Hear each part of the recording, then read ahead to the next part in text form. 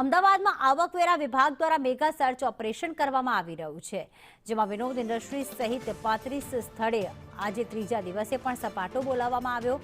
મિત્તલ બંધુઓની નારોલની જે ફેક્ટરી છે ત્યાંથી 50 લાખ રોકડા જપ્ત કરવામાં આવ્યા। તુલિપ બંગલોઝના બંગલામાંથી 2 કરોડ રોકડા મળી આવ્યા છે। ત્રિલોક પરીખના ગુલમોહર ક્લબમાં આઈટી ટીમે ચેકિંગ કર્યું। પરીખ બંધુના નિવાસસ્થાન અને ઓફિસોમાં પણ તપાસ કરવામાં આવી રહી છે।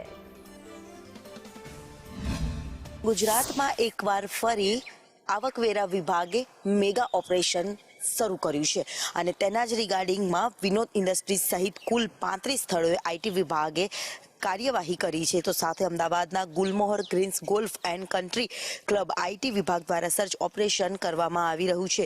બીજા દિવસે પણ અને સતત ગુલમોહર ગ્રીન્સ ગોલ્ફના ત્યાં બીજા દિવસે અને વિનોદ મિત્તલના ત્યાં ત્રીજા દિવસે પણ આઈટી વિભાગની તપાસ યથાવત જોવા મળી રહી છે। સ્થાનિક પોલીસની સઘન બંદોબસ્ત સાથે આઈટી વિભાગ દ્વારા તમામ જે તપાસનો ધમધમાટ છે તે શરૂ કરવામાં આવ્યો છે અને ત્રિલોક પરીખ અલ્પેશ પરીખના નિવાસ સ્થાને તથા તેમની ઓફિસોમાં પણ તપાસ કરવામાં આવી રહી છે।